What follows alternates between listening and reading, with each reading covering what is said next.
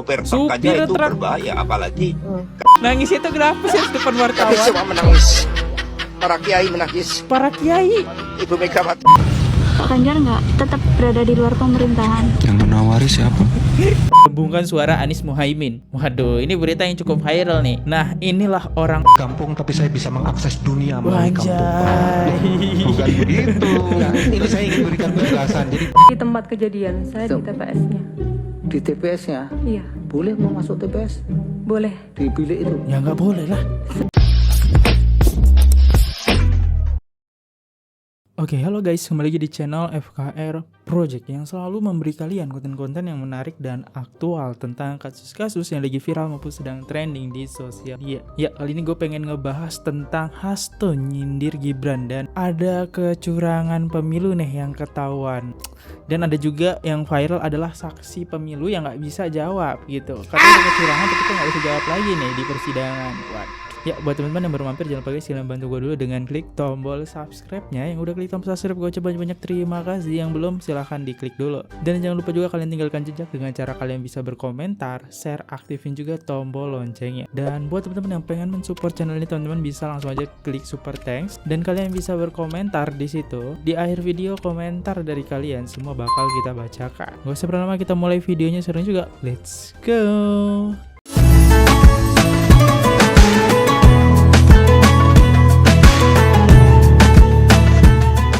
Kita bisa lihat ya, Hasto PDIP hilap dukun Gibran jadi wali kota Solo. Waduh, oke, kita dengerin ya. Dan ini dia nyinggung juga nih masalah supir truk itu ya teman-teman. Oke, kita dengerin ya. Pak Hasto, ya terima kasih.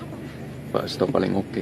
Apa nih Pak Hasto paling oke? karena kedewasaan di dalam mengemban jabatan-jabatan tertentu untuk sopir truk aja Supir itu truk. berbahaya, apalagi kaitannya dengan mengelola suatu negara sebesar Indonesia dengan problematika yang sangat kompleks. Saudara, PDI Perjuangan kembali menyinggung soal cawapres terpilih Gibran Rakabuming Raka. Oke. Sekjen PDIP Hasto Kristianto mengaku PDIP hilaf saat mengusung Gibran sebagai calon wali kota Solo pada 2020 lalu. Hasto menyatakan PDIP mengusung Gibran kala Kok itu bisa karena hilaf? melihat kepemimpinan ayahnya Presiden Joko Widodo. Saat itu PDIP melihat Jokowi mampu membawa kemajuan bagi Indonesia. Namun belakangan, PDIP menyadari kemajuan yang dibawa Jokowi ternyata menimbulkan beban utang yang besar. Selain itu, PDIP juga melihat saat Kok bisa menimbulkan beban hutang yang paling besar? Bukannya berita-berita itu bilang Pak Jokowi kan menyicil utang ya? Setahu gue ya, utang itu berkurang ya teman-teman. Oke. ini, praktik nepotisme di kalangan keluarga dan kerabat Jokowi juga makin menguat. Kami jujur aja kilaf Hilap. dulu Bisa ketika hilap. ikut mencalonkan Gibran, karena kami juga di sisi Gimana lain cerita memang bisa mengakui terhadap kemajuan yang dilakukan oleh Pak Jokowi. Tapi setelah kami lihat lebih dalam, Oke. kemajuan ini ternyata dipicu oleh beban utang yang sangat besar. Utang kita, utang pemerintah itu hampir mencapai 196 miliar US dollar. Ternyata utang swasta dan BUMN itu hampir mencapai 220 miliar US dollar. Oke. Ketika ini digabung, maka ke depan kita bisa mengalami suatu persoalan yang sangat serius. Nah, di tengah-tengah persoalan ini, ternyata yang ketiga, nepotisme ini justru malah semakin Nepotisme menguat. ya. Nepotisme Hubungan itu kita lihat keluargaan ya. ternyata justru Ini apa pula ini macam? semakin telanjang di depan mata kita. Emangnya saya nabrak? Maksudnya membandingkan kan katanya SIM juga butuh batasan umur, begitu juga Wapres gitu sih Mas. Ya udahlah, ngikut Pak Hasto. Oke. Ya, terima kasih Pak Hasto untuk masukannya. Juga menyesal mendukung Mas Gibran jadi wali kota dari PDI, Mas. Ada tanggapan, Mas? Oh, ya terima kasih Pak Hasto. Katanya khilaf katanya Mas. Oke lah, ya mohon maaf Pak Hasto. Termasuk juga menyindir Pak Jokowi selalu mengucapkan kata bohong itu, Mas. Oh ya, Seperti mohon itu. maaf Pak Hasto. Ya terima kasih Pak Hasto paling oke. Ini ya lebih baik sih bener sih dari gue jadi Gibran juga lebih baik diem ya. Dan kayaknya sih kita bisa lihat ya, Pak Hasto ini kelihatan banget kayak sakit hati ya, karena dia ditinggal oleh sosok Jokowi, yang dimana Jokowi itu udah 2 periode ya, nggak sebentar loh ya di PDIP. Bahkan kalau kita tahu Hasto ini pengen Gibran teman-teman ya. Nah ini nih videonya nih ya. Majunya Gibran sebagai cawapresnya Prabowo itu nggak diperhitungkan PDIP? Ya bulan Mei 2023 itu kami kan bertemu dengan Mas Gibran, saksinya adalah Pak Komarudin Watubun. Pak Ganjar dideklarasikan pada tanggal 21 April, kemudian 2 Mei-nya saya undang Mas Gibran. April, Mei. Undangannya harusnya tertutup, ya. tetapi kemudian dibocorkan ke media. Saya tanya di situ, dan saya ada rekamannya. Saya tanya, ada rekamannya. Mas Gibran, saya dapat informasi kalau Mas Gibran mau dicalonkan sebagai wakil presiden, mendampingi Pak Prabowo. Lalu Mas Gibran menjawab, Pak Sekjen, saya ini lahir dan dibesarkan di PDI Perjuangan, termasuk melalui sekolah partai. Saya tahu bapak saya akan berakhir tahun depan. Kalau saya tidak berlabuh ke PDI Perjuangan, kemana lagi? Ungkapan Mas Gibran dengan penuh haru. Padahal sudah ada keputusan dari keluarganya bahwa Gibran akan maju. Betul. Kemudian ternyata ketika akhir April, itu sudah ada keputusan dari keluarga bahwa Mas Gibran mau maju. Dan ada rekamannya, karena setiap kami mengundang, itu kan kami ada rekamannya.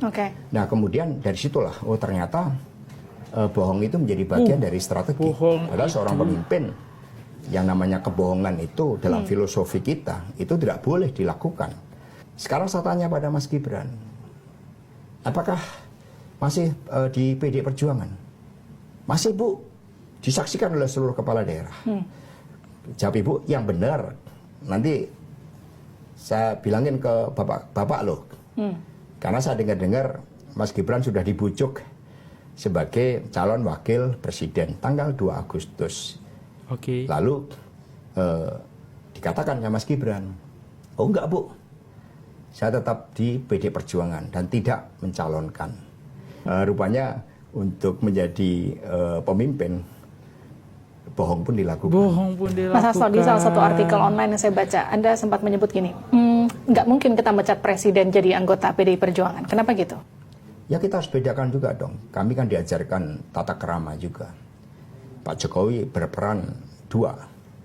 Satu, sebagai seorang presiden yang seharusnya membangun supremasi hukum, membangun legasi terhadap demokrasi, mengedepankan kepentingan rakyat, bangsa, dan negara, dan menjalankan konstitusi dengan seluruh-seluruhnya. Yang kedua, sebagai Bapak Mas Gibran. Yang tidak boleh, seharusnya ada vested of interest, apalagi beliau sedang menjabat. Persoalan nepotisme ini karena sedang menjabat. Berbeda dengan yang lain. Nah, tapi seberapa berat pemilu kali ini ketika ada perang saudara? Saya bilang perang saudara di dalamnya, PDIP Mas. dengan Pak Jokowi. Karena pakai istilah perang lah.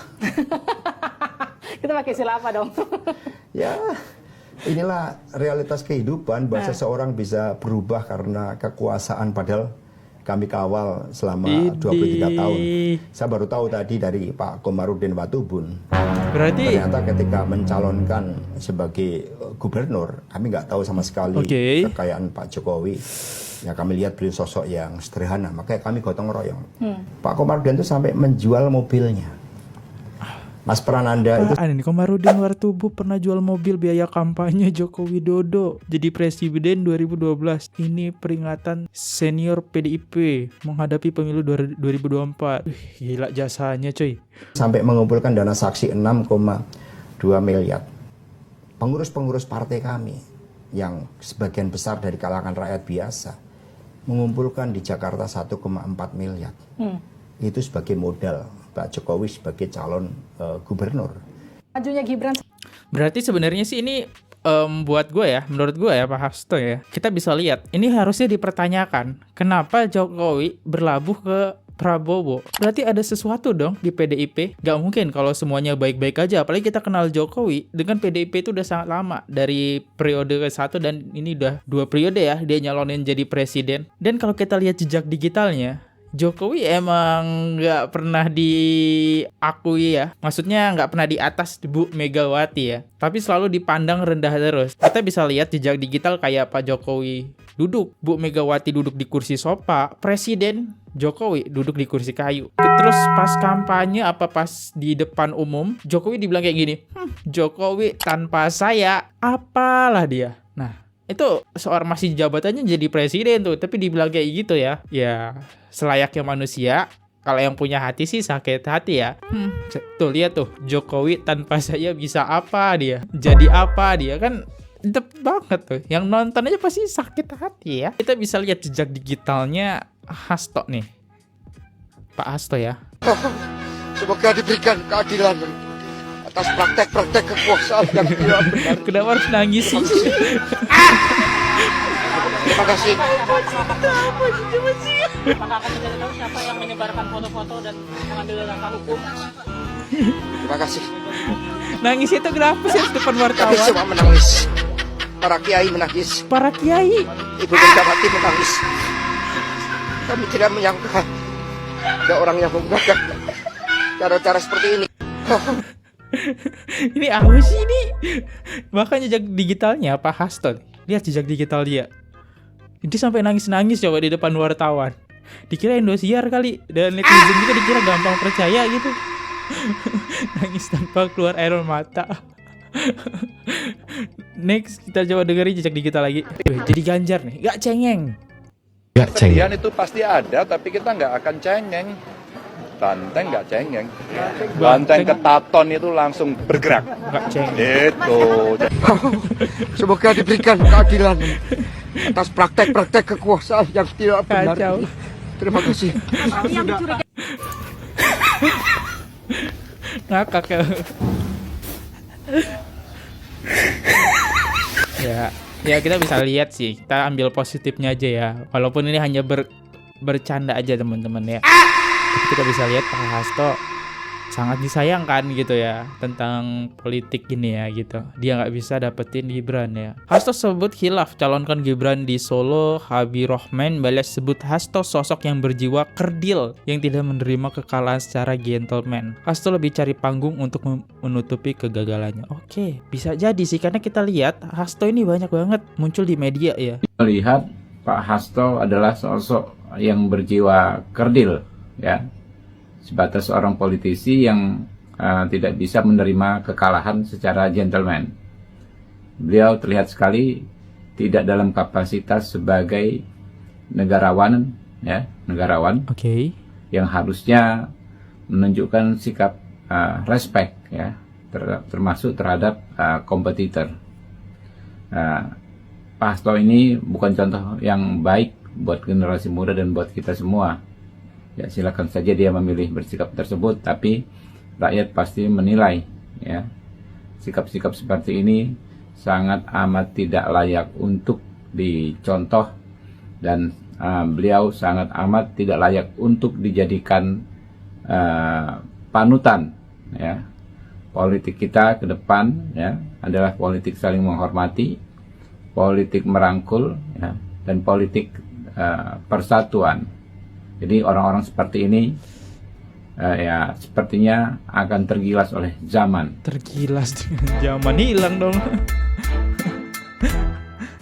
Oke, kita lihat tanggapan netizen juga nih. Ingat Bib, di sini belum ada yang menang dan kalah. Kan dalam proses sidang sengketa pemilu oleh MK. Sabarlah, jika MK memutuskan pemilu ulang gimana? Apalagi sampai 02 tidak boleh ikut. Ayo gimana? Kalah mah kalah aja, nggak usah banyak alasan.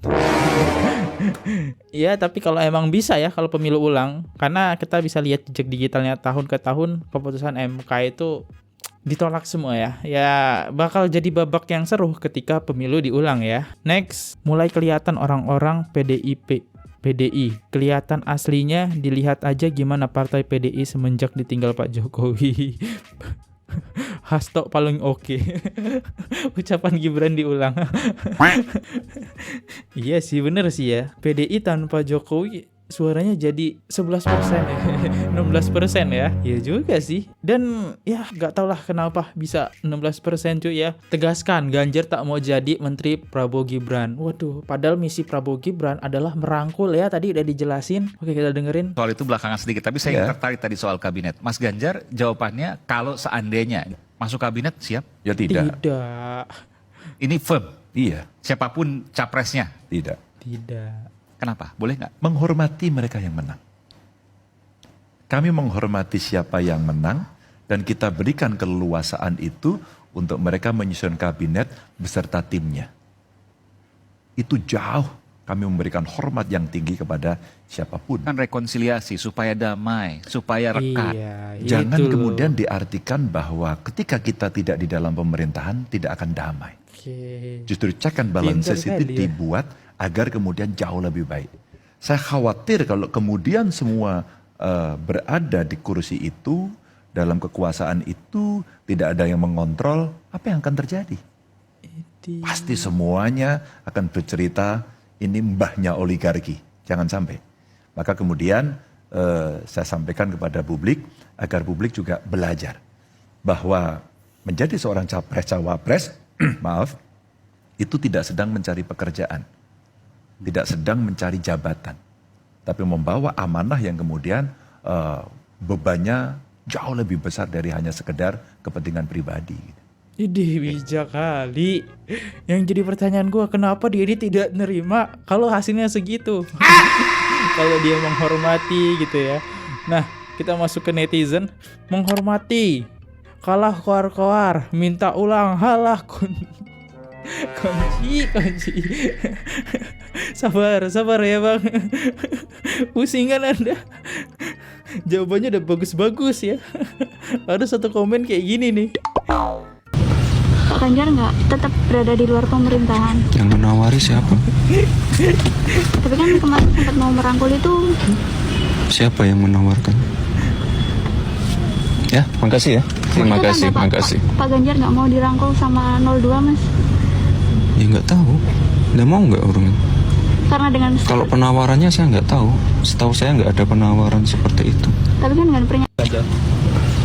Siapa yang nawarin? Karena masalahnya Gibran juga mau nawarin ya, belum selesai juga tuh ya keputusannya. Ya udahlah ya. Next, kita lanjut tentang Anies gugat dan tuduh paslon 02 curang, tapi ditapeng 7 KPPS DPO gelembungkan suara Anies Muhaimin. Waduh, ini berita yang cukup viral nih. Nah, inilah orang-orangnya. Anjay, tidak disensor guys orangnya. Ini orang-orang yang menggelembungkan suara Anies sama Caimin ya di Pilpres. Oke. Maksud menggelembungkan itu suaranya Prabowo sama Ganjar dibuat 0, sedangkan suara Anies dibuat 300 suara sama mereka ya. Oke, ini ya. Detik-detik Ketua KPU sekakmat saksi Anies yang sebut anggota KPPS disuap tapi tak bisa buktikan. Oh iya juga ya. Apa orang ini guys? Iya juga ya. Ini malah muncul bukti ya. Tapi tetap aja sih ya, kalah juga teman-teman ya. Dan ini gue cari tahu, ini beritanya bener-bener real guys ya. Nah ini nih, dan ini baru banget Sabtu 30 Maret 2024. Nah ini nih, wow. Dan ini kalau nggak salah terjadi di Sumatera Utara ya, Sumatera Utara. Di sini kalau kita lihat dari umur-umurnya ada yang bervariasi sih, ada yang tua, ada yang muda juga ya. Umurnya ini ada Simang Kulit ya, Abawan Simanungkalit 50 tahun. Gila, ini udah tua banget ya. Apakah dia yang memimpin ya? Dan di sini tertulis mereka sudah kita jadikan tersangka, tetapi dalam aturan pidana pemilu itu aturannya 14 hari penyidikan. Mereka ini kita panggil sebagai tersangka tidak mau hadir ya. Jadi sosok-sosok ya ini teman-teman, itu udah jadi buronan semua tuh ya. Nah ini menggelembungkan suara Anies. Sedangkan Anies sama Ganjar menyuarakan ada banyak kecurangan. Tapi pas di MK nggak ini yang diangkat ya, sayang banget. Kalau ini yang diangkat, seru nih kecurangan pemilu. Gua dukung tuh ya. Tapi yang diangkat malah bansos, pencalonan Gibran lah. Itulah ya. Nah kita coba masuk ke komentar juga nih. Anies pemecah belah umat, menggonggong sana sini kayak anjing kalau koar kayak anjing kelaparan. Anies, lihat noh, minimal kalau mau menggugat setidaknya lu bersihin dari gugatan apapun lah. Jadi 24% itu digelembungkan. Tak kira real. Tumben gak ada pendukung penis komen. Apa ini? Gak jelas semua. Serem-serem komentarnya. Next, ada lagi video yang viral. Saksi tidak punya peran. Saksi dari kampung tapi bisa mengakses dunia. Anjay. Saya mau tanya sebelumnya, pada waktu Pilpres kemarin Anda punya posisi apa? Fungsi apa? Fungsi apa? Punya posisi apa-apa? Tidak punya apa-apa. Posisi apa? Bukan tim dari BPN? Saya di kampung, Pak. Di kampung? Dari Makassar. Oke. Dari kampung, oke. Terus kesaksiannya ini berhubungan dengan apa? Jadi kesaksian itu diberikan karena Anda melihat, mendengar, dan merasakan. Itu apa berarti kalau Anda di kampung? Kan DPT juga ada di kampung, Pak. Oh, berarti nanti yang akan dijelaskan Anda itu DPT di kampung Anda? Bukan. Seluruh Indonesia. Seluruh Indonesia. Loh gimana? Ya, saya dapatkan source atau file database DPT dari DPP Gerindra ketika saya berada di Jakarta. Nah ya, sekarang mau saya tanya, Anda itu posisinya itu apa? Di dalam tim ini posisi Anda itu sebagai apa? Sebagai orang yang diminta untuk memberi kesaksian tentang kerusakan DPT. Maksudnya? Oh enggak, pada waktu Pilpres kemarin. Di Pilpres itu loh. Kalau Anda dari kampung, mestinya yang Anda ketahui kan situasi di kampung itu, bukan nasional kan? Majelis, mohon maaf. Saya di kampung tapi saya bisa mengakses dunia melalui kampung. Bukan begitu. Nah, ini saya ingin berikan penjelasan. Jadi Bapak sudah menjudgment seolah-olah orang kampung tidak tahu apa-apa, itu juga tidak benar. Bukan Bapak. begitu. Itu nggak ada yang ketawa. Mohon dengarkan saja dulu Pak, apa yang akan dijelaskan. Beliau ini memang orang yang sangat sederhana bukan dan begini, humble. Pak Bambang. Saya kira saya sudah cukup, saya akan dialog dengan dia. Pak Bambang sudah stop. Ya. Tapi saya mohon juga Pak jangan Bambang ada tekanan. Kalau Pak. tidak stop Pak Bambang saya suruh keluar. Saya mohon maaf Pak, kalau dalam tekanan terus saya akan menolak itu Pak. Saksi saya menurut saya ditekan oleh Bapak. Bukan begitu. Sudah Pak Bambang sekarang diam, saya akan dialog dengan Itu gimana ceritanya ya? Saksi bisa, apalagi dari kampung, bisa mengakses seluruh dunia. Jago banget ya saksinya. Oke, kita lihat dulu komentarnya gimana nih tanggapan netizen. Sebagai yang diminta sebagai saksi berarti dia bukan saksi sah, karena saksi sah harus ada di situasi TKP yang melakukan, yang menyaksikan, dan yang melihat langsung atau di striktan TKP lah. Iki lucu kali. Saya pun ketawa. Nick, tukang cari rumput itu Pak, sama dengan saya kayaknya. tukang rumput bisa jadi, karena lucu banget ya, dia nggak punya peran tapi dia bisa jadi saksi gitu, dan dia bisa mengakses seluruh dunia. Kan harus dipertanyakan dari mana nih data nih ya, dia nggak punya peran tapi dia bisa jadi saksi. Next, video yang kedua yang viral adalah bukan kaleng-kaleng saksi 01 bisa lihat orangnya. Oke, kita coba masuk komentar. Saya cek di sini si rekap TPS 08 Desa Karangjati tidak ada yang nama KPPS Jumadi. Ya nggak ada. Jadi gue pengen ngasih fakta nih buat teman-teman. Jadi video yang viral tadi, saksi-saksi yang pertama, saksi yang kedua itu Pilpres tahun 2019 teman-teman ya. Please. Ya ini hanya orang-orang yang menyebarkan video aja yang tahun 2019 itu berarti Prabowo ya. Berarti pada waktu Prabowo gitu. Tapi di sini Prabowo kita nggak ngeliat ya, nggak kayak sekarang. Kalau sekarang Ganjar sama Anies ikut nih di persidangan. Oke, tapi di sini kita bisa lihat ya. Ini Pilpres tahun 2019. Jadi buat penonton FKR Project ya, jadi jangan pernah makan hoak. Itu video saksi di tahun 2019. Emang agak lucu ya di tahun 2019. Aduh, saksi-saksinya ya agak kebingungan ya.